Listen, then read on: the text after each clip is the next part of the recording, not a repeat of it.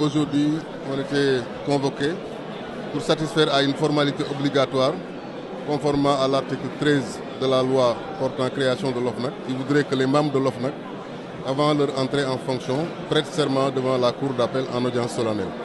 Donc c'est la raison pour laquelle nous sommes venus aujourd'hui.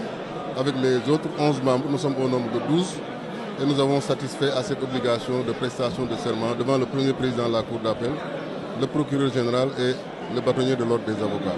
Les grands chantiers qui nous attendent, c'est les grands chantiers qui ont été déjà déclinés par le président de l'OFNAC.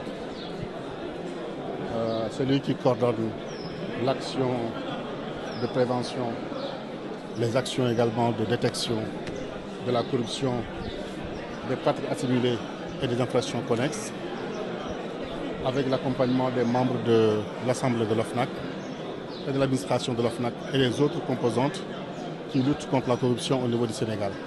Officiellement installée après cette prestation de serment, une mission lourde de responsabilité les attend. Lutter efficacement contre les pratiques de corruption au Sénégal.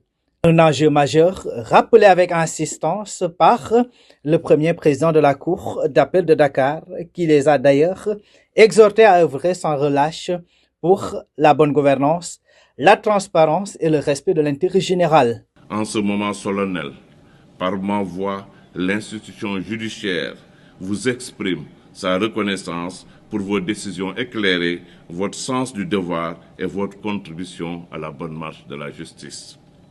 Je vous souhaite à tous un succès éclatant dans l'accomplissement de vos missions et vous rappelle encore une fois que vous n'avez pas le droit d'échouer. Et toujours à l'esprit que réussir est un devoir pour vous, puisque vous regroupez en votre sein de l'excellence, de la compétence, de la promptitude, mais aussi de la sérénité et de la sagesse. Vous avez donc l'obligation de réussir.